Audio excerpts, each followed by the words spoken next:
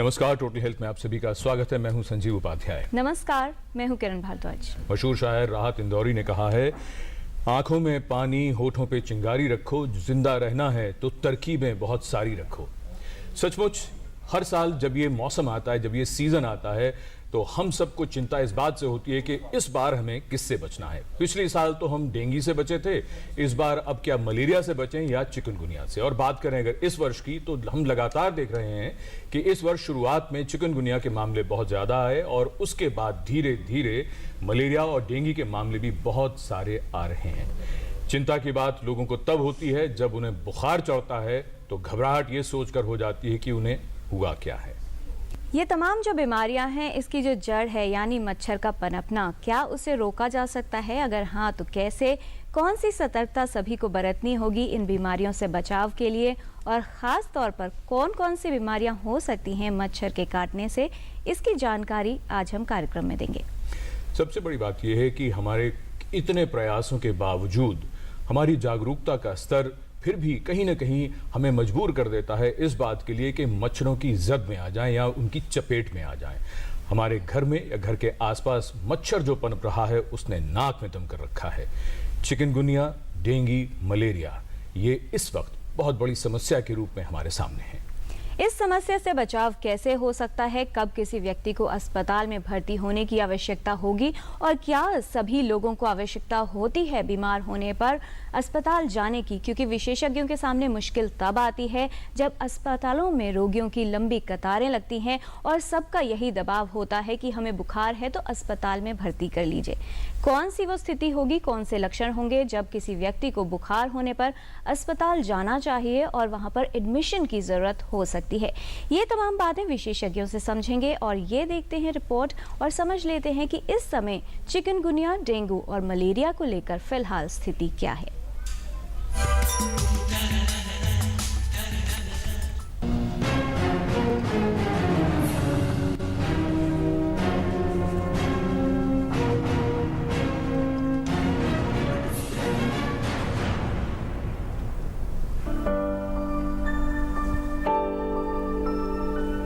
Chikungunya, dengue और malaria के काफी मामले सामने आ रहे हैं। ऐसे में इनसे बचाव कैसे हो, ये सभी के लिए एक बड़ा प्रश्न है।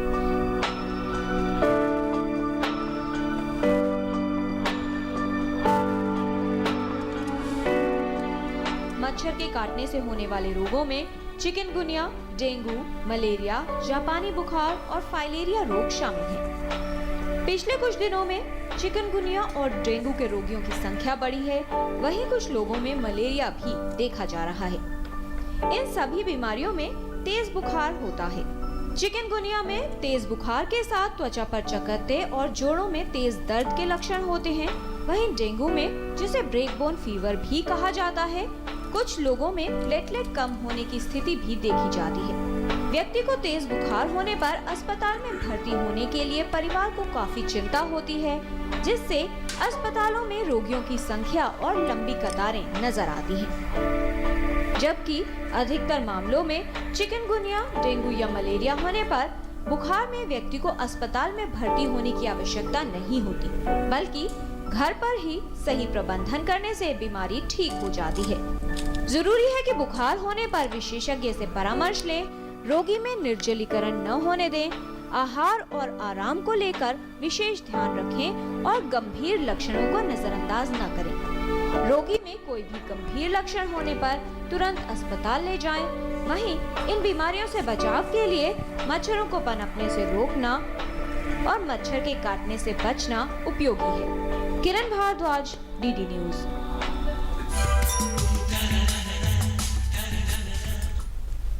अमूमन इस वक्त मौसमी बुखार, यानी अगर इस सीज़न में होने वाला जो वायरल फीवर है उसकी बात करें, तो लोगों का ध्यान अब उस तरफ जाता ही नहीं है। अगर घर में किसी को भी बुखार हो जाए तो सबसे पहले डर इस बात को लेकर होता है कि कहीं ये डेंगू तो नहीं है, चिकनगुनिया तो नहीं है या मलेरिया तो नहीं है। कुल मिलाकर घबराहट इस बात को लेकर भी रहती है कि क्या अगर ये कहीं कॉम्प्लिकेशंस हुई तो उसके बाद क्या होगा। बहुत से ऐसे प्रश्न लोगों के मन में हैं जिन पर हम चाहेंगे कि विशेषज्ञों से ही बात की जाए। पर साथ ही ये भी समझेंगे कि जब किसी व्यक्ति को बुखार होता है तो कौन सी सावधानियां रखनी है और घर पर रहते हुए ही इन बुखार में प्रबंधन कैसे किया जा सकता है। इस विषय पर विस्तार से बात करने के लिए हमारे साथ स्टूडियो में विशेषज्ञों का खास पैनल मौजूद है। हमारे साथ हैं doctor Pradeep Kumar Srivastava, joint director from national vector borne disease control programme, doctor Sanjeev Sinha, professor medicine from all India institute of medical sciences, doctor Subhash Giri, director professor department of medicine from GTB hospital, and Dr. Manisha Bes Thakur, Senior Medical Specialist and Associate Professor Medicine from Safdarjung Hospital. नमस्कार। आज हमारे साथ यहाँ पर विशेषज्ञ मौजूद हैं और जाहिर तौर पर ये सभी बुखार जो आजकल चल रहे हैं इसे लेकर बहुत से प्रश्न जो हैं सभी के मन में होते हैं।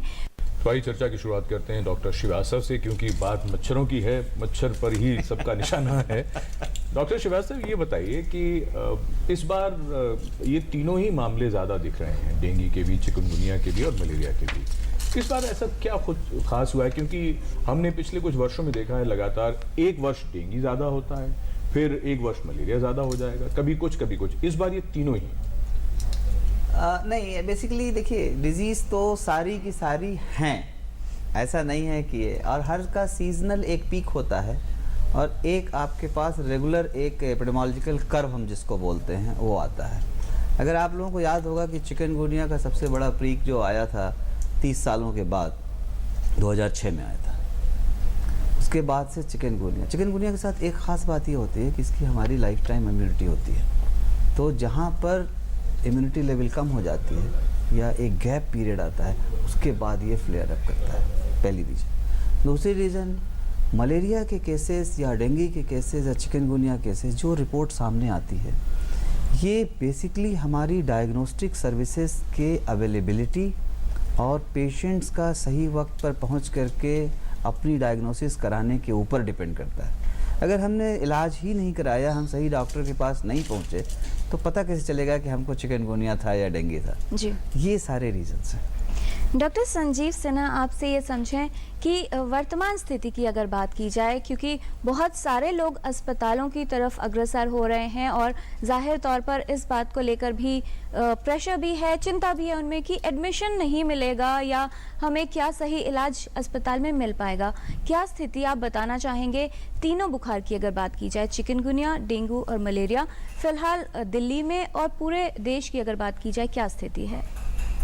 तो सबसे पहली बात मैं ये कहना चाहूँगा कि मरीज़ को ये ध्यान में रखना है कि उसको पैनिक नहीं होना है जी। ये बीमारी जो है ये क्यूरेबल है, तीनों बीमारियाँ क्यूरेबल हैं। और इसमें जैसे हम डेंगू को लेते हैं, उसमें हम 3 स्टेज में करते हैं बीमारी को, ABC करके। ये उसमें होता है जिसको हम केवल OPD में देखते हैं, जिसमें माइल्ड सिम्टम्स होते हैं, फीवर होगा जी, जॉइंट पेन होगा और कई बार थोड़ा सा पेशेंट को बॉडी हेडेक होगा, तो उस पेशेंट को हम भर्ती नहीं करते हैं। उनको हम OPD बेसिस पर पैरासीटामोल देंगे, कहेंगे पानी खूब पीजिए और घर में रुकिए। और ध्यान रखिए, अगर कोई वार्निंग साइंस होते हैं, जैसे हाई ग्रेड फीवर हो गया, वोमिटिंग हो रही है, लूज मोशन हो रहे हैं, ब्लीडिंग शुरू हो जाती है और मिकोजल ब्लीड होते हैं, जब हम कहते हैं पेशेंट को हॉस्पिटल में आना है और फिर उनको हम भर्ती करते हैं। तो पहली चीज़ ये ध्यान रखनी है कि पेशेंट को कभी भी पैनिक नहीं होना है और जैसे ही फीवर आए वो अपने नियरेस्ट डॉक्टर है उसके पास जाएं, उनकी राय लें और उसके बाद अगर ज़रूरत होती है तो भर्ती के लिए हॉस्पिटल में आएँ। जी, और चर्चा को आगे बढ़ाएं। और चूँकि ज़माना बड़ा इस वक्त तेज़ है, हमारे दर्शक लगातार हमें ईमेल्स भेज रहे हैं। अनिल जैन साहब ने भेजा है, उन्होंने कहा है कि आप कार्यक्रम में डेंगू भी कह रहे हैं और डेंगू भी कह रहे हैं। हम चाहेंगे श्रीवास्तव जी आप ही ज़रा इसको क्लैरिफाई कर दें। हालांकि हम बता सकते हैं, लेकिन हम चाहेंगे विशेषज्ञ कहें तो ज़्यादा। प्रोनाउंसिएशन की बात है, कुछ लोग डेंगू बोलते हैं, कुछ लोग डेंगू बोलते हैं, कुछ लोग डेंगू बोलते हैं।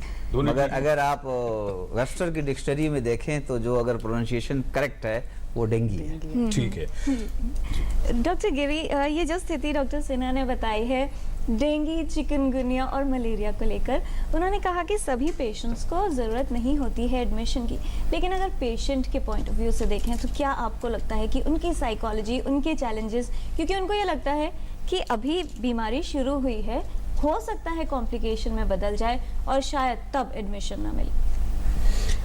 देखिए, आज की डेट में जो हिंदुस्तान में या जो हमारे साउदर्न स्टेट्स में एंड मिडल सेंट्रल इंडिया में जो बुखार आ रहा है वो आम तौर पे चिकनगुनिया का ज़्यादा आ रहा है, साथ में डेंगू के केसेस हैं और मलेरिया भी साथ में है। मैं इस सिचुएशन में ये बोलूँगा, जब भी किसी आदमी को बुखार होता है तो सबसे पहले वो डॉक्टर को ज़रूर रिपोर्ट करे या डॉक्टर को दिखाए। वो डॉक्टर प्रैक्टिस में हो सकता है, डिस्पेंसरी में हो सकता है या किसी हॉस्पिटल में हो सकता है, क्योंकि हम डे 1 पे यदि इस बुखार को इन्वेस्टिगेट कर लेंगे तो हमें ये पता लग जाएगा कि कौन से वाला बुखार है। डॉक्टर ही उसको मतलब बता सकता है कि मलेरिया है या ये दूसरे वायरल फीवर लेकिन है। सबसे पहले बड़े अस्पताल में जाने की जरूरत नहीं। बड़े अस्पताल में जाने की बिल्कुल ज़रूरत नहीं है। तो इसमें जब आपको पता लग जाता है मलेरिया है तो मलेरिया की एक स्पेसिफिक ट्रीटमेंट है, वो डे 1 पे ही हम स्टार्ट करते हैं, तो दैट इज़ इट। वो बड़ी जल्दी ठीक हो जाएगा, कोई कॉम्प्लिकेशन नहीं होगी और उससे बिल्कुल डरने वाली कोई बात ही नहीं है।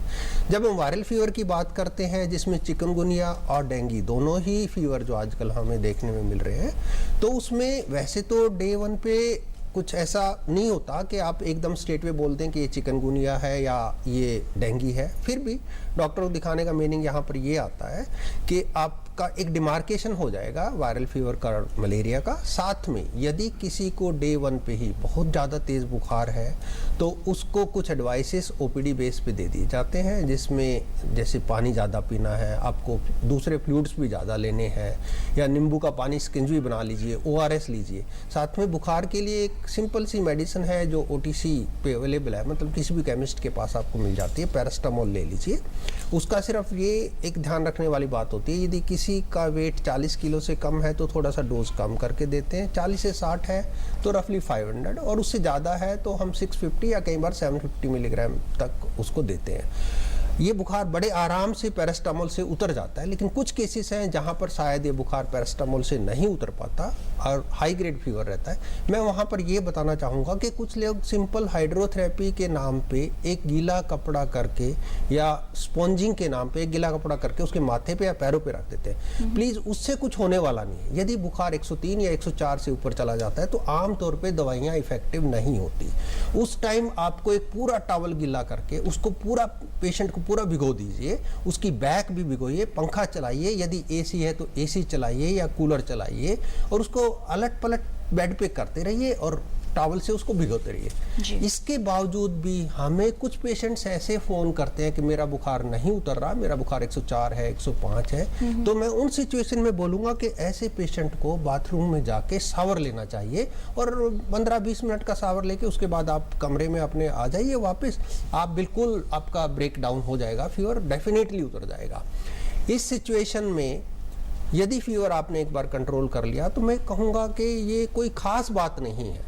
कुछ एक पेशेंट्स हैं जिसमें कॉम्प्लिकेशन का डर होता है, हम उनकी बात करेंगे, उनके लिए हमें शायद कुछ एहतियात बदलनी पड़ेंगी। ठीक, डॉक्टर मनीषा, ये बात अब एक महत्वपूर्ण सामने आई कि जब बुखार हुआ तो तुरंत क्या करना है। दूसरा, जो टेस्टिंग की भी बात है, एक बात बताइए, टेस्टिंग को लेकर भी लोगों के मन में बहुत सारी बातें हैं, कहाँ टेस्ट कराएं, क्या ध्यान रखें, थोड़ा टेस्टिंग को लेकर हम जरूर चाहेंगे। और कुछ जगह तो अगर प्राइवेट में करा तो महंगा भी बहुत है। जी, देखिए ऐसा है, टेस्ट कराने के लिए बहुत ज़्यादा पैनिक की होने की ज़रूरत नहीं है। अच्छा। अगर आप टेस्ट नहीं भी कराते हैं किसी वजह से तो उससे आपके इलाज में बहुत ज़्यादा फ़र्क आता नहीं है। आपको सिर्फ सावधानी ये रखनी है कि जो दवाइयाँ आपको नहीं खानी है, जैसे एस्पिरिन, वोवेरॉन, ये जो NSAID जिसको हम कहते हैं, वो आप किसी भी किस्म का बुखार हो तो ना लें, पेन किलर ना खाएं। जैसे डॉक्टर गिरी ने आपको बताया वो सारी चीज़ें फॉलो करें। उसके बाद अगर आपको लगता है टेस्टिंग की ज़रूरत है, मैं कहूँगी कि डेंगू के लिए पहले 2 दिन में NS1 एंटीजन एक टेस्ट होता है जो बहुत इम्पॉर्टेंट है। आजकल सारे अस्पतालों में जो भी, क्योंकि इतना डेंगू का एपिडेमिक हो चुका है 1-2 बारी, तो सब जगह अवेलेबल है। वो उतना महंगा भी नहीं है, 500-600 रुपये में प्राइवेट हो जाता है और सरकारी अस्पतालों में उसकी कोई मुफ्त में उपलब्ध है। तो अगर आपको इलाज टेस्ट कराना है तो पहले दिन आप आए, आप अपना NS1 एंटीजन करा लें। अगर NS1 एंटीजन आपका पॉजिटिव आता है पहले 2 दिनों में तो ये पता चल जाएगा कि आपको डेंगू है। अगर वो निगेटिव आता है तो आपको ये पता चल जाएगा कि डेंगू नहीं है। चिकनगुनिया है या नहीं उसके लिए आपको ज़्यादा वरीड होने की ज़रूरत नहीं है, इसलिए क्योंकि चिकनगुनिया जानलेवा नहीं है। जी। तो डेंगू अगर आपको मालूम है तो फिर आप ज़्यादा थोड़ी सावधानी रखेंगे। उसके बाद 2 दिन के बाद अगर आपका फीवर फिर उतरता नहीं है तो चिकनगुनिया का जो टेस्ट है जिसको हम एलाइजा कहते हैं वो पॉजिटिविटी आती है 7 दिन के बाद में। तो बहुत सारे लोग ऐसे हैं जो पहले अगर 7 दिन में टेस्ट कराएंगे तो अगर उनको चिकनगुनिया है और उन्होंने एलाइजा आईजीएम चिकनगुनिया के लिए कराया तो वो नेगेटिव ही आएगा। नेगेटिव आएगा 7 दिन के 7 भीतर। दिन के भीतर। और 7 दिन के बाद कराएंगे तो बुखार पॉजिटिव आएगा, और तब बुखार तक वैसे भी बुखार उतर चुका होगा। अच्छा। तो इसलिए मतलब आप 7 दिन तक उस पैसे को जो आपके प्राइवेट में इस इलाज का मतलब इस टेस्ट की कीमत 1200 रुपए से ऊपर है, तो आप मुझे लगता तो नहीं कोई कि लाभ आपको नहीं, कोई लाभ नहीं कोई है लाभ उसको नहीं। कराने का। अपने अपने अपने रुपए भी बचाएं और सबसे बड़ी चीज़ ये है कि बिना ज़रूरत के टेस्ट ना कराएं जब तक कि आपको विशेषज्ञ ना कहें। चर्चा को आगे बढ़ाएं उससे पहले हमारे एक दर्शक हैं आदित्य सिंह टेलीफोन लाइन पर। आदित्य जी आपका बहुत स्वागत, पूछें सवाल, क्या जानना चाहते हैं आप? जी क्या एक मच्छर हमारे एरिया में इतने सारे मच्छर है कि हम मच्छरों से परेशान हैं। आप कहाँ से बोल रहे हैं? मध्य प्रदेश में कहाँ से बोल रहे मैं मध्य प्रदेश के नीमच जिले से बोल रहा हूँ। हैं? नीमच से। अच्छा, तो आपके आसपास मच्छर हैं, बताइए क्या जानना चाहते हैं? ये मच्छरों से जैसे ये हाथ से दर्द, अभी डॉक्टर सुभाष जी ने और मैडम ने जो अच्छी बातें बताई है उससे हम शिक्षित हुए हैं और ये बातें हम ध्यान में रखेंगे। लेकिन ये मच्छर क्या है, तो ये काटने से ठीक है। जैसे चिकनगुनिया, ये तो मच्छर से कैसे बचें? हाथ पैरों में दर्द वगैरह ये हो रहा था। अच्छा, कई सारी बातें हैं। मतलब डॉक्टर श्रीवास्तव, ये लोगों की समस्या तो बहुत ज़्यादा है। ठीक कह रहे हैं और उनका कंसर्न भी बहुत ज़रूरी है। मच्छर तो सब जगह है, पर बेसिकली 2 बातें जाननी बहुत ज़रूरी हैं। मच्छरों से बचने के लिए सभी के मतलब जो सहयोग की अपेक्षा की जाती है। एक है जो कि हेल्थ डिपार्टमेंट के लोग मच्छर मारने का अभियान चलाते हैं। उसमें बेसिकली क्या है कि ये डिजीज़ कंट्रोल से रिलेटेड मच्छर वैसे 4000 प्रकार के हैं, जिसमें मलेरिया के लिए जो हम नॉर्मली जानते हैं एनाफिलीज, वो 400 से ज़्यादा प्रकार के हैं। हिंदुस्तान में 6 मेजर हैं जो मलेरिया फैलाते हैं। हमारे यहाँ जो दवाइयाँ प्रिस्क्राइब्ड हैं मच्छर मारने के लिए वो उस डोज पर है जो हमारे मच्छरों को मारती है। अब आप देखिए, जैसे वो कह रहे हैं कि तमाम गटर खुले रहते हैं, नालियाँ खुली रहती हैं, उसमें जो मच्छर होते हैं वो या तो फैलेरिया फैलाने वाले होते हैं या न्यूसेंस मॉस्किटो होते हैं। अब बहुत सारी जगहों पे इंजीनियरिंग डिफेक्ट की वजह से पानी रुका रहता है, बहुत सारी जगहों पे तो उसमें बहुत सारी जगहों पे हेल्थ डिपार्टमेंट का वर्कर पहुंच ही नहीं सकता है। लोगों ने अपने घरों में टंकियां बना रखी हैं जहां पर आपका प्रवेश ही वर्जित है। चलिए, अब अपने घर में तो हम रोक लेंगे। अब ये बताइए, जो सड़क और बाहर की जो बात कर रहे हैं और नीमच से फोन कर रहे हैं, हरियाली भी बहुत ज्यादा होती है कुछ। हाँ जी, तो वहाँ उसमें का बेसिकली क्या है कि अगर आप अपने आसपास की जगहों को साफ सफाई थोड़ा सा रखेंगे और अपने आसपास के एरिया को मच्छर नहीं होने दें, क्योंकि मच्छर की फ्लाइट रेंज जहाँ हरियाली ज्यादा होगी, जहाँ पेड़ पौधे ज्यादा होंगे, वहाँ भी ज्यादा नहीं, होंगे वहाँ मच्छर? पर रेस्ट होता है मच्छर के। देखिए अंडे बच्चे तो पानी जरूरी है, पानी चाहिए। हाँ तो पानी जमाना होगा। हाँ, पानी जमाना। डॉक्टर सिन्हा, ये तो बात हो गई कि मच्छरों को कंट्रोल किया, उनकी ब्रीडिंग ही नहीं हुई, लेकिन अगर मच्छर हैं तो किस तरह की सावधानी किसी भी व्यक्ति को रखनी चाहिए? क्योंकि बाहर भी जाना है, बच्चों को स्कूल भी जाना है, तो क्या सावधानी अपने स्तर पर कोई भी रख सकता है? तो सबसे पहली बात यह है कि घर में ये जो चिकनगुनिया और डेंगू का फीवर होता है और जो मच्छर ये होते हैं एडिस मच्छर कहते हैं, एडिस इजिप्टाई, जिससे दोनों ही तो बीमारियां ये मच्छर जो है ये घरों के अंदर मिलता है और ये फ्रेश वाटर में ब्रीडिंग करता है। तो सबसे बड़ी ध्यान ये रखना है कि घरों में पानी इकट्ठा ना होने दें जी। और घरों के अंदर जैसे कूलर है, एसी है, छोटे मोटे टूटे हुए बर्तन हैं, प्लास्टिक की बॉटल्स हैं, इन सब में ये पानी अगर इकट्ठा है तो ये मच्छर ब्रीडिंग करता है। तो एक तो सबसे बड़ी बात इसको अवॉइड करना है कि घर में ही मच्छर ना हो। दूसरा यह है कि बच्चों को ये बताना है कि वो पूरे स्लीव के कपड़े पहनें, पूरे बाँह कवर रखें, पैरों को कवर रखें और दवाएं यूज़ करें। रेपेलेंट्स घर में यूज़ कर सकते हैं, क्रीम आती है वो बच्चे यूज़ कर सकते हैं। और जब भी बाहर खेलने के लिए जाएं तो पूरा कपड़ा पहने और जूते मोजे पहन कर रखें। तो ये कुछ इंपॉर्टेंट चीज़ें हैं जो हमने ध्यान रखनी है। और ये मच्छर जो है मेनली डे टाइम बाइटर है। ये सुबह के टाइम 9 से 11 के बीच में और शाम को 4 से 5 के बीच में ज़्यादा बाइट करता है। जी।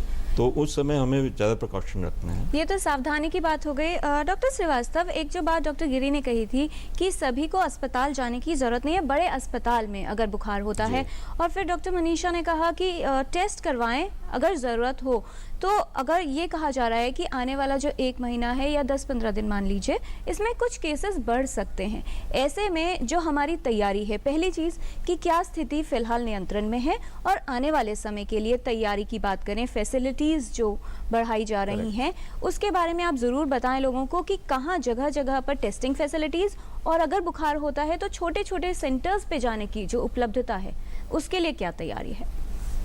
देखिए, पूरे हिंदुस्तान की अगर बात करें तो डेंगू चिकनगुनिया के लिए हम पिछले 2-3 सालों में अगर आप देखें तो हम 170-200 से बढ़ करके हम इस समय हमारे 540 डायग्नोस्टिक सेंटर्स हैं, प्लस ज़्यादा ही होंगे, यहाँ पर फ्री डायग्नोस्टिक सुविधाएं उपलब्ध हैं। और जैसे डॉक्टर मनीषा ने बताया, अब दिल्ली की बात करें तो दिल्ली में 33 जगह हैं जहां पर हमारी फ्री सुविधाएं उपलब्ध है। ऐसा कोई अस्पताल सरकारी और कुछ और डेजिग्नेटेड हॉस्पिटल्स हैं जहां पर हमने डायग्नोस्टिक किट सप्लाई न करी हो, और वो आईसीएमआर का NIV सेंटर है, वहां से हम बाकायदा मंगाते हैं और उसको देते हैं। हमारा सिर्फ रिक्वेस्ट ये है कि जब भी कोई पेशेंट जाता है और अगर उस टाइम फ्रेम में है जैसा डॉक्टर मनीषा ने बताया, तो वो उसको रेफ़र करें, पहला टेस्ट वहाँ से कराएं जिसमें उनको किसी भी परेशानी का सामना नहीं करना। थोड़ी लाइन ज़रूर लग सकती है, और उसके लिए हम लोग उन लोगों को ही बताते हैं कि हाँ, मतलब जो पेशेंट्स, क्योंकि जब डॉक्टर के पास जाता है, अस्पताल में जाता है, तो सीरियस पेशेंट को आउट ऑफ द टर्न भी वो लोग टेस्ट कर लेते हैं। जी डॉक्टर सिन्हा, हम आपसे ये भी जानना चाहेंगे, बात घूम फिर कर जो आती है, ये मामले बढ़ते हैं, सब कुछ होता है, लोगों में घबराहट फैलती है। घबराहट के मुख्य जो कारण अगर हम समझें तो क्या क्या है, बताइए। मुख्य कारण ये है कि पहले जब पेशेंट जो भी हॉस्पिटल आता है जी, उसको ये लगता है कि जो इस बीमारी से रिलेटेड कॉम्प्लिकेशन है उसका इलाज अवेलेबल है कि नहीं है। तो हम ये बताना चाहेंगे, अगर शुरू में ही पेशेंट डॉक्टर के पास आ जाता है और उसका इलाज समय पर शुरू हो जाता है तो कॉम्प्लिकेशन की नौबत आती नहीं है। और अगर ये हम दर्शकों को थ्रू आपके प्रोग्राम बताना चाहेंगे कि जो भी कॉम्प्लिकेशन है वो ट्रीटेबल है, इसलिए जनता को पैनिक होने की ज़रूरत नहीं है, पब्लिक को पैनिक होने की ज़रूरत नहीं है। अगर कोई कॉम्प्लिकेशन साइन है, वार्निंग साइंस हैं, तो उनका समय पे अगर वो आते हैं पेशेंट तो उसका पूरा ट्रीटमेंट अवेलेबल है। और ये भी हम बताना चाहेंगे, 100 में से 0.5 to 5% मॉर्टेलिटी होती है, 95% पेशेंट में मॉर्टेलिटी नहीं होती है चिकनगुनिया डेंगू के पेशेंट में। जी डॉक्टर मनीषा, जब किसी व्यक्ति को बुखार आया तो शुरुआती दौर में सिर्फ बुखार आएगा, या जो दोनों का ऑनसेट है डेंगू और चिकनगुनिया में, क्या कुछ फर्क रहता है? किस तरह से फीवर आएगा, और क्योंकि कुछ दिन तो ज़रूर चलेगा बुखार, तो उस दौरान क्या बताना चाहेंगे कि क्या चीज़ें बिल्कुल अवॉइड करनी चाहिए? देखिए, ऐसा है कि शुरू के 1 या 2 दिन में क्लिनिकली जिसको हम कहते हैं बहुत मुश्किल है ये बताना कि ये डेंगू है या चिकनगुनिया। दोनों के सिम्टम्स जो हैं वो बिल्कुल ऑलमोस्ट सेम ही रहते हैं। ये ज़रूर कहा जा सकता है कि अगर आपको चिकनगुनिया एपिडेमिक चल रहा है तो पॉसिबिलिटी ज़्यादा है कि आपको चिकनगुनिया होगा, और डेंगू का एपिडेमिक चल रहा है तो डेंगू की पॉसिबिलिटी ज़्यादा है। लेकिन सिम्टम वाइज अगर आपके शरीर में बहुत ज़्यादा दर्द हो रहा है, आपके जोड़ अगर सूज गए हैं पहले दिनों से, आपके घुटने, आपके एड़ियाँ या आपके जोड़ों में ज़्यादा सूजन आ गई है और आपको चलना फिरना मुश्किल लग रहा है बुखार के साथ में, तो चिकनगुनिया होने की संभावना ज़्यादा है। अगर आपके सिर में बहुत दर्द है, आँखों के पीछे बहुत ज़्यादा दर्द हो रहा है हाई ग्रेड फीवर के साथ में, और जोड़ों में थोड़ा उतना दर्द नहीं है, स्वेलिंग नहीं है, तो डेंगू होने की संभावना ज़्यादा है।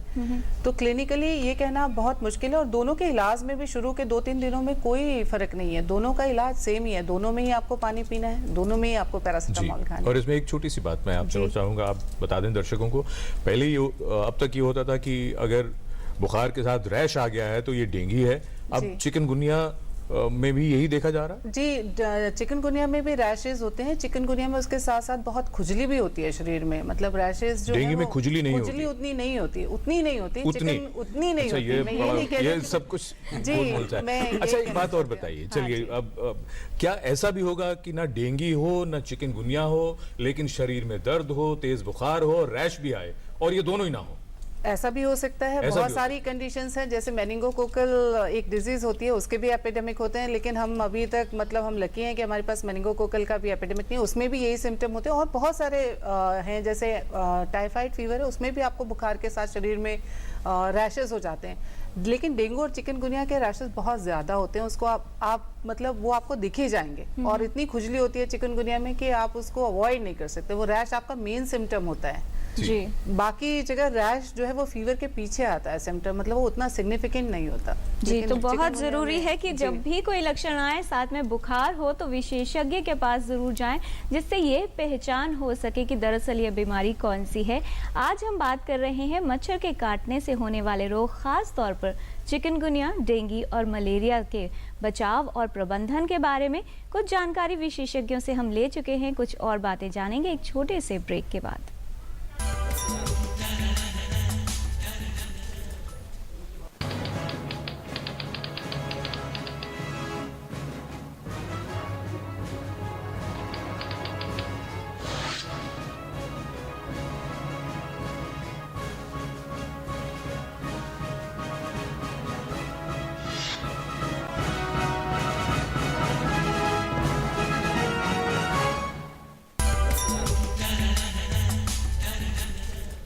ब्रेक के बाद आप सभी का स्वागत। आज चर्चा हो रही है डेंगू, चिकनगुनिया और मलेरिया यानी मच्छर से होने वाली इन 3 बीमारियों के बारे में। आज चर्चा को आगे बढ़ाते हैं। डॉक्टर संजीव सिन्हा, हम आपसे अब ये समझना चाहेंगे, जैसे ब्रेक में जाने से पहले बात हुई इस बात को लेकर कि लक्षण तो लगभग एक जैसे हैं, लेकिन फिर भी क्या फ़र्क है।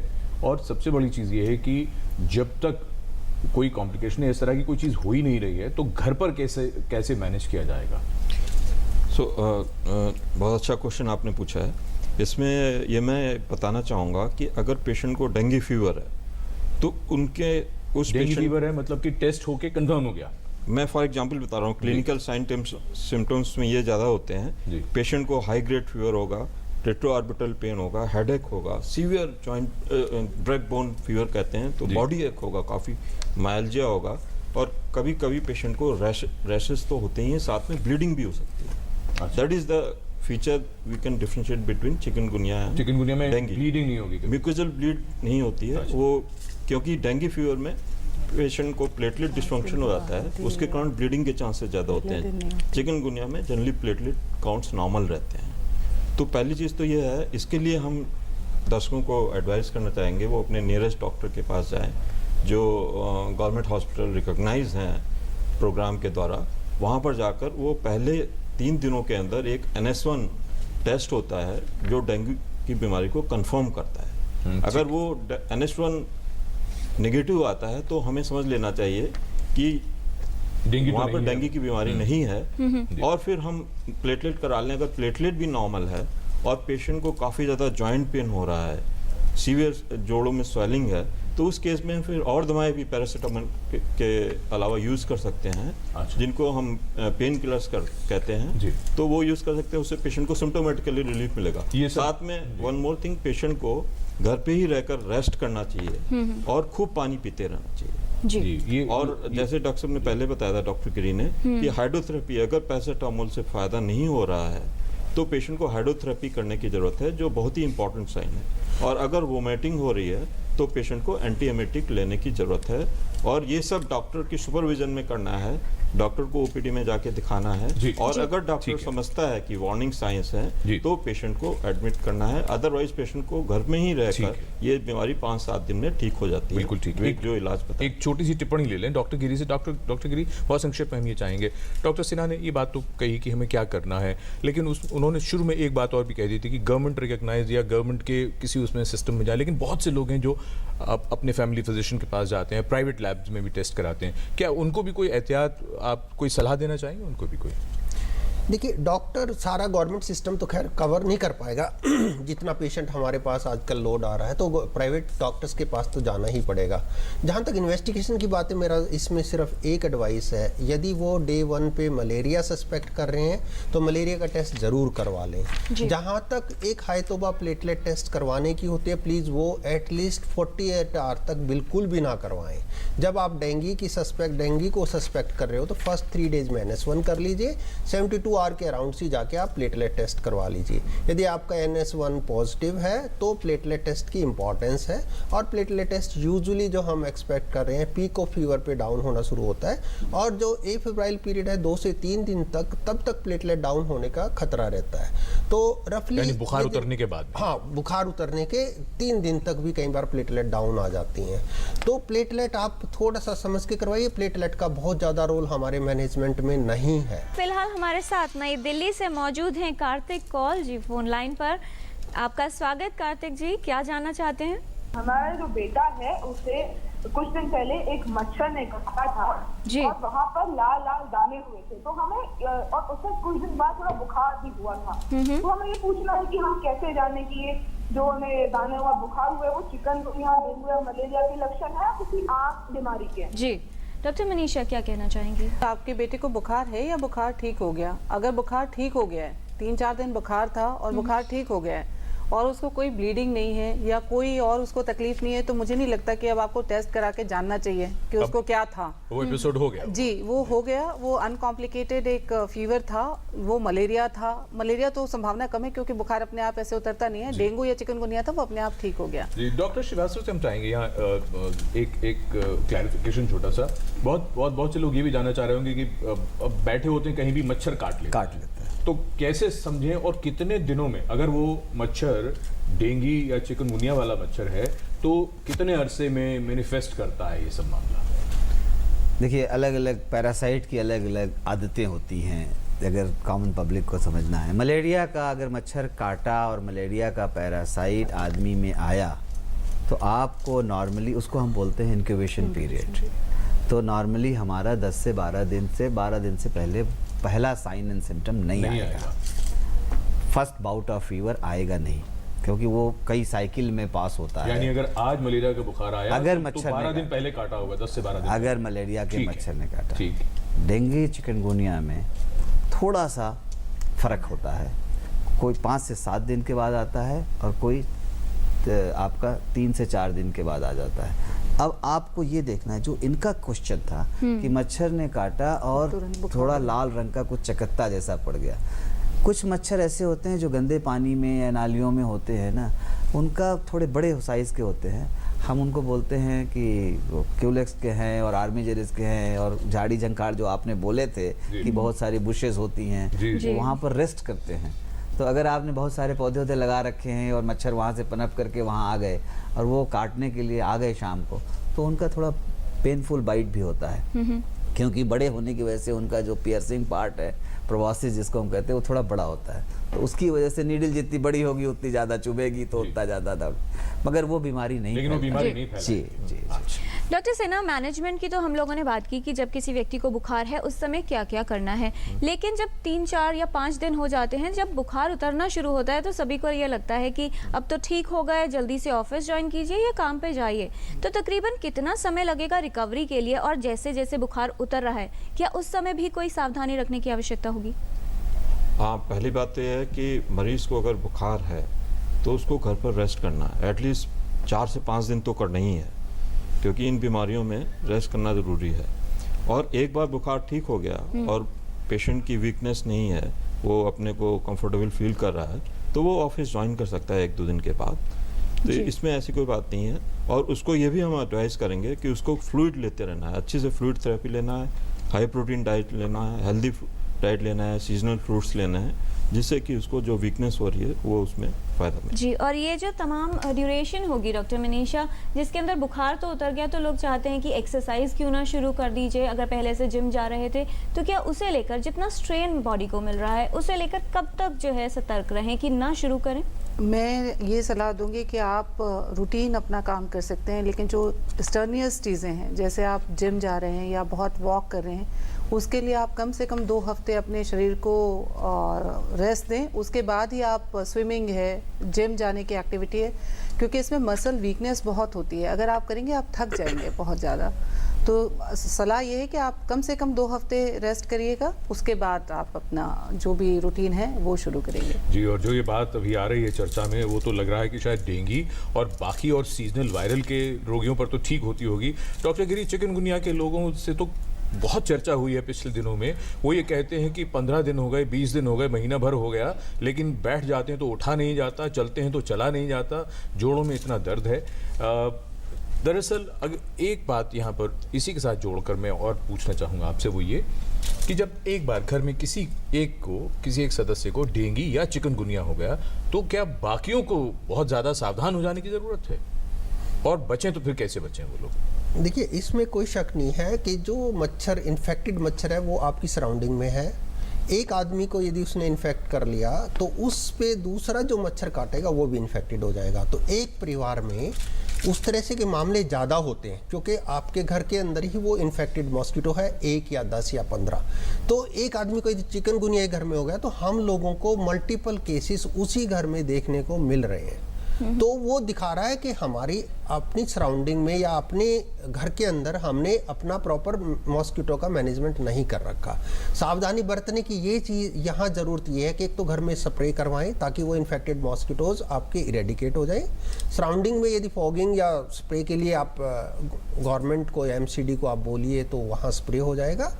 अपना पानी वानी इकट्ठा ना होने दें। दूसरा, जो लोग जो इन्फेक्टेड है एटलीस्ट उसको आप नेट जरूर दें ताकि उसको काटने वाला मच्छर इन्फेक्टेड ना हो जाए और दूसरे लोगों को ना काटे। जहाँ तक प्रिवेंटिव मेडिसिन्स कोई देने वाली बात है वो हमारे पास कोई अवेलेबल नहीं है। इसमें सिर्फ आपको मच्छर की बाइट से इन्फेक्टेड पेशेंट को भी बचाना है और जो हेल्दी पेशेंट है उसको भी बचाना है। जी, ये जो स्थिति डॉक्टर गिरी बता रहे हैं, डॉक्टर श्रीवास्तव, क्या वो लोग जो हॉस्पिटलाइज होते हैं इन बीमारियों को लेकर, क्या वहाँ पर भी यही सतर्कता बरतनी होगी कि उनको मॉस्किटो नेट्स में रखा जाए, और क्या इस तरह की सुविधाओं को लेकर काम हो रहा है? बिल्कुल। देखिए, 4 स्टेजेस होती हैं। जब जैसा डॉक्टर गिरी बता रहे थे, स्टार्ट हम करें अगर एट हाउस होल्ड लेवल, तो हमारा पहला प्रिकॉशन होना चाहिए कि हाउस होल्ड लेवल पर, उसके बाद होना चाहिए हमारा कम्युनिटी लेवल पर। यहाँ पर हम अपने घर की मच्छरों से कैसे बचाएं, अंदर हम कैसे रखें, स्क्रीनिंग करें, रिपेलेंट्स यूज़ करें, क्रीम लगाएं, स्प्रे करके रखें, ऑटोमाइज़र्स मिलते हैं। दूसरा है कम्युनिटी लेवल पर हम बाहर की चीज़ों को कैसे ठीक करें, कैसे एजुकेट करें लोगों को। फिर होता है स्कूल लेवल पर। स्कूल लेवल पर बच्चों के द्वारा हम एजुकेशन बनाएं और स्कूल और वर्क प्लेसेस को अपने मस्किटो बाइट से प्रिवेंशन से बचाने का सारा इंतज़ाम करें। फिर आता है पब्लिक हेल्थ एक्शन। उसमें हमारे सर्विस प्रोवाइडर्स जो हेल्थ डिपार्टमेंट के हैं, दिल्ली की बात करें तो MCD है और स्टेट में बात करें तो और लोग हैं। उसके बाद आता है इंजीनियरिंग चीज़ें। इन सारी चीज़ों को करने के बाद अगर हम हॉस्पिटल की बात करें, हमने ये सारे निर्देश किए हैं कि hospitals must be mosquito free. अगर पेशेंट आया, एक तो पेशेंट के अंदर वायरस है जी, मच्छर हैं, ये मुश्किल है कहना कि कौन सा मच्छर फैला रहा है, कहाँ पर ब्रीड कर रहा है और कहाँ पर आ रहा है, क्योंकि उसका रेडियस है। तो उस रेडियस के अंदर अगर है तो वो प्रिवेंशन, मस्किटो नेट देना या स्क्रीनिंग करना या रिपेलेंट यूज़ करना बहुत ज़रूरी है। हॉस्पिटल तो it must be mosquito free. जी, हमारे पास हमारे बहुत दर्शकों के ईमेल्स आए हैं। कुछ लोग तो अभी भी ये जानना चाहते हैं, के शेषाद्री साहब हैं, वो ये पूछ रहे हैं, आप सभी इस पर ध्यान दें। वो ये कहते हैं कि क्या आप सचमुच बहुत गंभीर नहीं कहते हुए कि डेंगू का इलाज घर पर ही हो सकता है? वो पूरे कार्यक्रम के बाद ये बात पूछ रहे हैं। हम कार्यक्रम में बार बार हमने ये बात कही है। इसके अलावा बहुत से लोग ये भी जानना चाह रहे हैं कि क्या जब बुखार होता है तो उसमें स्नान भी कर सकते हैं, नहा सकते हैं। खैर, इस पर भी बात करेंगे। उससे पहले ईश्वर काकड़े जी हैं महाराष्ट्र से टेलीफोन लाइन पर। ईश्वर जी, आपका बहुत स्वागत। पूछें सवाल, क्या जानना चाहते हैं? हाँ, नमस्कार सर। नमस्कार ईश्वर जी। जी सर, मैं HIV बाधित हूँ और मुझे मलेरिया हो गया है, तो क्या सावधानी बरतनी चाहिए? और वो मलेरिया का जो ये रहता है, डेंगू जो मच्छर रहता है वो एक ही वायरल ये करता है, और दूसरा ठंडा वायरल भी उसके संगत दूसरे आदमी को देता है? उसके बारे में मुझे जानकारी चाहिए जी। डॉक्टर श्रीवास्तव, देखिए, मलेरिया हो गया है तो मलेरिया में 2 स्पीशीज़ हैं। बेसिकली दोनों स्पीशीज़ का ट्रीटमेंट थोड़ा अलग है। प्लाज्मोडियम वाइवेक्स आप बोलते हैं और प्लाज्मोडियम फाल्सिफोरम बोलते हैं।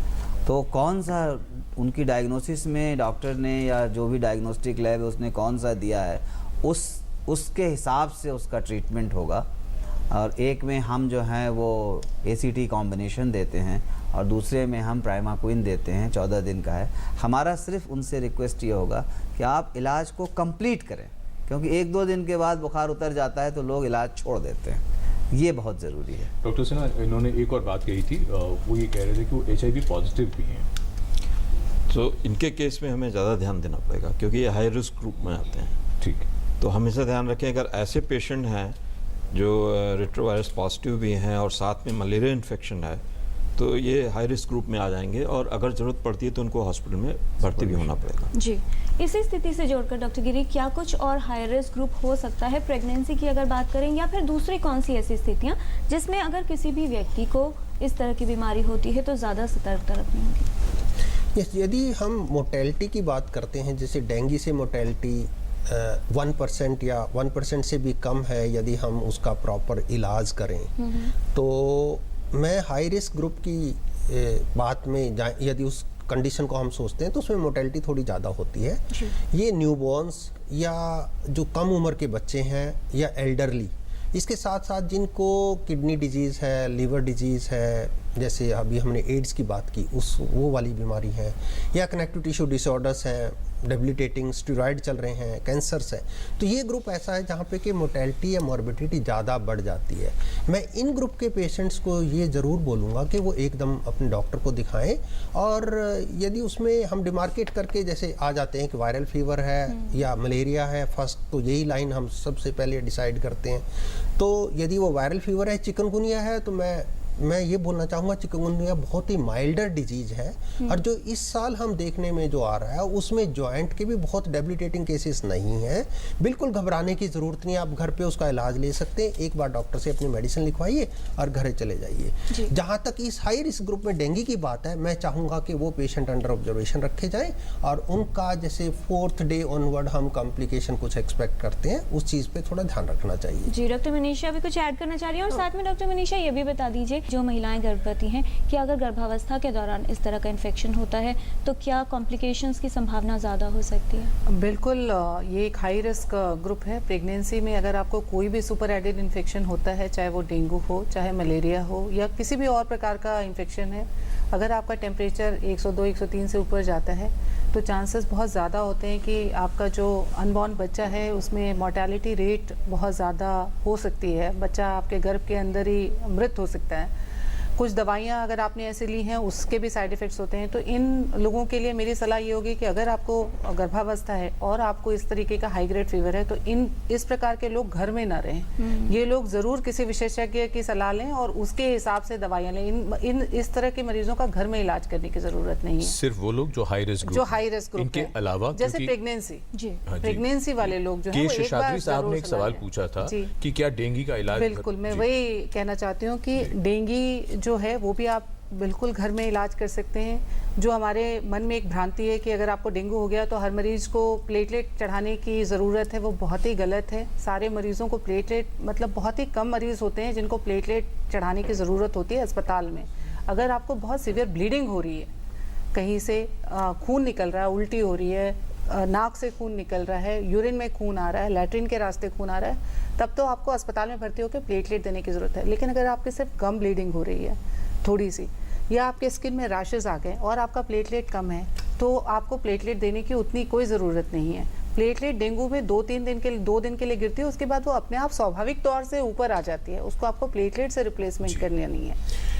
तो बीमारी तो होती है, बीमारी में जटिलता बहुत कम लोगों को होती है। जटिलता से ज़्यादा होती है घबराहट, जो होती है जागरूकता की कमी की वजह से। आज हम यही कर रहे हैं कि जागरूकता फैला रहे हैं ताकि जो घबराहट है, जो चिंता है, वो ज़रा कम हो। ये चर्चा जारी रहेगी एक छोटे से ब्रेक के बाद।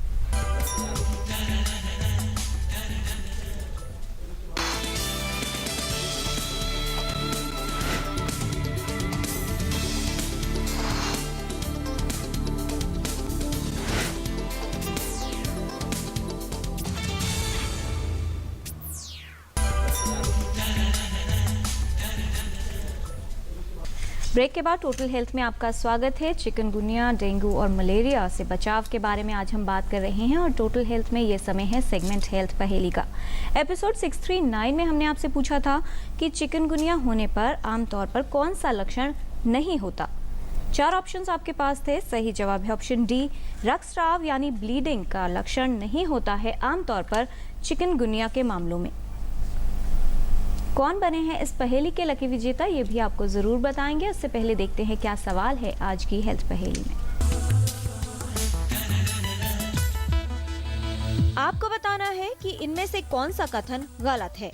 ऑप्शन ए, चिकनगुनिया डेंगू में तेज बुखार होने पर सिर्फ पैरासिटामोल ही लेनी चाहिए। ऑप्शन बी, इनमें सभी रोगियों को इलाज के लिए अस्पताल में भर्ती होने की आवश्यकता होती है। या फिर ऑप्शन सी, बचाव के लिए मच्छरों को पनपने से रोकना और मच्छर के काटने से बचना ही उपयोगी है। आप अपने जवाब हमें 2 हफ्तों तक भेज सकते हैं। हमारा पता है total health, DD news, room number 505, tower B, Doordarshan Bhawan, Mandi house, Copernicus Marg, new Delhi 110001, या ईमेल कर सकते हैं totalhealth@ddnews@gmail.com पर।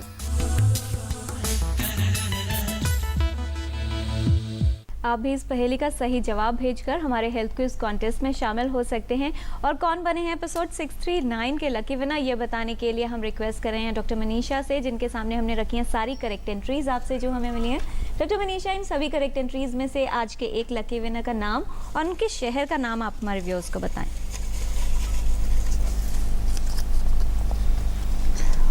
लकी विनर है मुस्कीत मुजवार, मीरज डिस्ट्रिक्ट, सांगली, महाराष्ट्र। बहुत अच्छे। इनको बहुत बधाई। और अब हम शुरू करते हैं रैपिड फायर, यानी छोटे छोटे सवाल और छोटे छोटे जवाब। पहला सवाल डॉक्टर श्रीवास्तव आपको, मच्छर तो लगभग पूरे वर्ष रहते हैं, फिर इस समय ये प्रकोप क्यों ज़्यादा है? डिपेंड करता है टेम्परेचर और रिलेटिव ह्यूमिडिटी का फैक्टर। जितनी ज़्यादा रिलेटिव ह्यूमिडिटी और टेम्परेचर उसमें रहेगा, कम टेम्परेचर में हम एक तो 27 डिग्री का हम ऑप्टिमम देते हैं, 26 से 28 डिग्री के टेम्परेचर के बीच में। 27 मैजिकल फिगर है, 27 डिग्री टेम्परेचर और 72 डिग्री उलट दीजिए तो वो रिलेटिव ह्यूमिडिटी जी इस पीरियड में बहुत ज़्यादा प्रकोप होता है।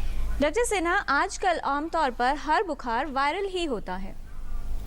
हाँ, अधिकतर बुखार वायरल होता है। जैसे सर ने बताया कि टेम्परेचर के कारण ज़्यादातर वायरल फीवर होता है, बट मलेरिया भी काफ़ी होता है क्योंकि बारिश हो रही है और उसके कारण ब्रीडिंग के चांसेस ज़्यादा होते हैं। डॉक्टर गिरी, वायरल फीवर आजकल के मौसम में ही क्यों होता है? देखिए, इस टाइम पे जो वायरल फीवर हमें आजकल जो मिल रहा है वो डेंगू और चिकनगुनिया, वो मॉस्किटो बाइट से हो रहा है। और इस टाइम पे मॉस्किटो का जो ब्रीडिंग है वो बहुत ज़्यादा होता है क्योंकि पानी की कलेक्शन इधर उधर ज़्यादा होती है, इसलिए हमें इसके केसेस वायरल फीवर जो चिकनगुनिया और डेंगू के बहुत ज़्यादा रहते हैं। जैसे ही टेम्परेचर ड्रॉप करेगा, हम एक्सपेक्ट कर रहे हैं कि ये दोनों चीज़ें कम हो जाएंगी। जी डॉक्टर मनीषा, एक बार वायरस से इन्फेक्ट होकर बीमार हो गए तो उसके बाद उसी वायरस से दोबारा बीमारी या इन्फेक्शन नहीं होगा?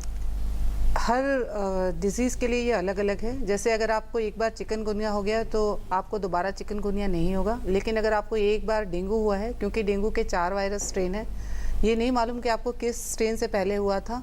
अगर एक स्ट्रेन से पहले हुआ और अगली बार दूसरा स्ट्रेन है तो आपको दूसरी बार भी होने की पूरी संभावना है। जी पहले राउंड के बाद हम कहेंगे कि अपने आप जवाब और संक्षिप्त कर दें। डॉक्टर श्रीवास्तव, आपको ये सवाल, चिकनगुनिया का वायरस एक ही तरह का होता है लेकिन डेंगू का कई तरह का, सबसे बड़ी चीज़ इसमें यह है कि ये टेस्ट से भी पता नहीं चलता, क्या कहना चाहेंगे? सीरोटाइपिंग एक टेस्ट आता है जिससे हम पता कर लेते हैं कि ये डेंगू 1 है कि 2 है कि 3 है कि 4 है।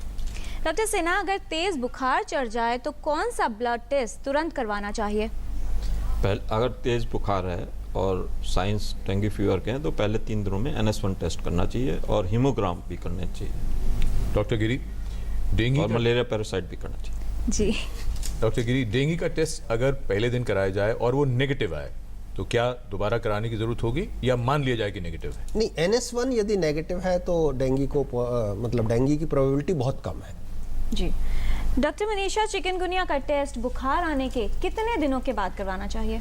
2 तरह के टेस्ट हैं। एक RT-PCR है, वो अगर RT-PCR की सुविधाएं सब जगह उपलब्ध नहीं, अगर वो उपलब्ध है तो आप पहले 2-3 दिन में करा सकते हैं, अदरवाइज 7 दिनों के बाद ELISA IgM कराएं। जी डॉक्टर श्रीवास्तव, सिर्फ डेंगू और चिकनगुनिया की चिंता करनी चाहिए, मलेरिया से तो बिल्कुल बेफिक्र रहना चाहिए? नहीं, ऐसी बात नहीं है। आप malaria, filaria, Japanese encephalitis, dengue, chikungunya, सिर्फ डेंगू में लोग मरते हैं और मलेरिया से थोड़ा मरते हैं, इसलिए हम थोड़ा ज़्यादा जापानीज एन्सेफेलाइटिस उस एरिया में है जहाँ पर है। तो सारी बीमारियाँ अपने में भयावह हैं और सबसे बचने का साधन सिर्फ ये है कि जो 5 चीज़ें मैंने बताई, मच्छरों से बचें। डॉक्टर सिन्हा, तेज बुखार को उतारने के लिए कौन सी दवा लें और कौन सी बिल्कुल न लें? तुरंत पैरास्टामोल लेना चाहिए और ये 3 बार हम देते हैं 500 मिलीग्राम, और वेट अगर ज़्यादा है तो 650 मिलीग्राम 3 से 4 बार देते हैं। और साथ में hydrotherapy is very important. Pain killers नहीं लेने चाहिए शुरू के दिनों में जब तक हम डेंगू फीवर रूल आउट ना करें। डॉक्टर गिरी, पैरासीटामोल देने और हाइड्रोथेरेपी यानी पट्टियां रखने के बाद भी बुखार न उतरे तो? देखिए, हाइड्रोथेरेपी प्रॉपर नहीं हो रहा। मैंने पहले बोला था कि पूरा उसको आगे पीछे से भिगोइए बड़े टॉवल के साथ में। उससे नहीं उतर रहा तो स्नान करवा दीजिए, उसको शॉवर के नीचे 15 से 20 मिनट नहला दीजिए। जी डॉक्टर मनीषा, डेंगू और चिकनगुनिया में सबसे बड़ा अंतर क्या होगा लक्षणों की बात करें तो? डेंगू बुखार जो है यूजुअली प्रेजेंट, जैसे मैंने आपको बताया, पहले 2 दिन में डिफरेंशिएट करना मुश्किल है। बाद में ब्लीडिंग के चांसेस डेंगू में ज़्यादा होते हैं, जोड़ों का इन्वॉल्वमेंट चिकनगुनिया में ज़्यादा होता है। ये मेजर डिफरेंस है। और ये आखिरी राउंड है, हम चाहेंगे आप अगर इसमें अपना कोई संदेश है, कोई बात जोड़ना चाहें आप जोड़ सकते हैं। थोड़ा सा समय ज़्यादा आपको मिल जाएगा। डॉक्टर श्रीवास्तव, सबसे पहले आपसे, चारों ओर मच्छरों का प्रकोप है, इनसे कैसे बचा जाए, कारगर उपाय क्या होगा? जो 5 चीज़ें बताई मैंने, घर से, कम्युनिटी से, स्कूल से, वर्क प्लेस से लेकर के हॉस्पिटल से लेकर के सब जगह जितनी सुविधाएं उपलब्ध हैं उन सारी चीज़ों को यूज़ करें। प्रॉपर डोज के लिए हमारी वेबसाइट को देखें, गाइडलाइंस लगी हुई हैं। इसके अलावा कुछ हमारे पास ट्रेडिशनल चीज़ें भी हैं, जैसे हम लोग ऑयलिंग करते हैं, नीम का धुआं कर लेते हैं, कुछ प्लांट्स हैं, हर्बल प्लांट्स हैं। अभी आजकल पेपर में आ रहा है एक अगेव अमेरिकाना, जैसे अपना नागपनी का पौधा होता है उसका है। उसके अलावा सिट्रोनिल ऑयल है। ये सब चीज़ें हम लोग लगाते हैं, रिपेलेंसी यूज़ करते हैं। बहुत सारी चीज़ें हैं जिसकी वजह से हम लोग मच्छर से, और मच्छरदानी यूज़ करने की थोड़ी आदत डालें, जी। घरों को स्क्रीन करके रखें। अगर बीमारी हो गई है डॉक्टर सिन्हा, तो बुखार के दौरान घरेलू नुस्खों का उपयोग कितना फ़ायदेमंद हो सकता है? सबसे बड़ा घरेलू नुस्खा है कि आप पानी खूब पिएं, ये सबसे बड़ा नुस्खा है। और घर के अंदर सफाई रखें, घर में मच्छरों को पनपने ना दें। और अगर आप बीमार हैं तो घर में रहें, रेस्ट करें, अपने को मच्छरदानी के अंदर रखें, क्योंकि ये जो बीमारी है, अगर जैसे चिकनगुनिया है, इसका वायरस है, मच्छर ये दूसरे को काटेगा तो दूसरे को भी घर में हो जाएगा। तो ये ध्यान रखें कि मच्छर से अगर मच्छर ना पनपने दें और अपने दूसरे लोगों को घर में प्रिवेंशन करें। जी डॉक्टर गिरी, कौन से लक्षण दिखाई दें तब तुरंत अस्पताल जाएं? हाँ, बहुत इम्पॉर्टेंट बात है ये। जब भी किसी बच्चे को या अडल्ट को घबराहट हो रही है, या उसका सांस तेज आ रहा है, या उसको आपको ठंडा लगने लग जाता है बच्चा, या बुखार जो है नहाने से भी नहीं उतर पा रहा, या बेहोशी होनी शुरू हो जाए, या कहीं से ब्लीडिंग शुरू हो जाए, या उसको चक्कर आने शुरू हो जाए, तो ये कुछ कंडीशंस हैं जहाँ के एकदम उसको हॉस्पिटल में ले जाना चाहिए और उसको हॉस्पिटल में एडमिशन की ज़रूरत है। जी, बुखार उतरने के बाद और बुखार के दौरान क्या करना चाहिए, और साथ में संदेश आप क्या देना चाहेंगे हमारे व्यूअर्स को? देखिए, जो पुरानी हमारी सोच थी कि बुखार में नहलाना नहीं चाहिए, पहले तो उस बात को अपने दिल से निकाल दें। अगर आपको ज़्यादा बुखार है, आपको नहलाना है, क्या खाना है और क्या नहीं खाना है। हर व्यक्ति आपसे यही सवाल पूछता है कि मैं इसको क्या नहीं दे सकता हूँ। तो ये बुखार कोई खाने पीने से रिलेटेड नहीं है। जो मरीज़ को अच्छा लगता है, जो वो खा सकता है, वो सब कुछ उसको खिलाना पिलाना चाहिए। खाना बंद करने की कोई ज़रूरत नहीं है। और अगर आपको डेंगू बुखार है, बुखार उतरने के बाद आपके प्लेटलेट गिरने की संभावना ज़्यादा होती है, तो मैं ये सलाह दूंगी कि अगर आपको डेंगू है और आपका बुखार उतर गया तो एक बार प्लेटलेट काउंट ज़रूर करा लें उसके बाद। जी, बहुत धन्यवाद इस तमाम जानकारी के लिए। एक मैसेज और मैं देना चाहूँगा कि जनता को इस बीमारी से पैनिक ना हो, ये ध्यान रखें और तुरंत अपने डॉक्टर के पास जाएं, और ये ट्रीटेबल बीमारी है। जी, बहुत महत्वपूर्ण जानकारी आपने दी है, आप सभी का धन्यवाद। तो बहुत ज़रूरी है कि सावधानी रखें, सतर्क रहें, और जानकारी आपके पास पहुंच गई है तो घबराने की बजाय बेहतर ढंग से सामना करें, और ख़ास तौर पर सुरक्षा आपके हाथ में है तो साफ सफाई रखें, जिससे मच्छर ना पनपें और इन सभी बीमारियों से भी बचाव हो सके। जागरूकता बढ़ानी बहुत ज़रूरी है और घबराहट बिल्कुल नहीं आनी चाहिए। और राहत इंदौरी का एक शेर जो कि इस वक्त सोचने पर मजबूर करता है, वो ये कहते हैं कि हमसे पहले भी मुसाफिर कई गुजरे होंगे, कम से कम राह के पत्थर तो हटाते जाते। वाह। अगले सप्ताह एक नए विषय के साथ हाजिर होंगे। नमस्कार। नमस्कार।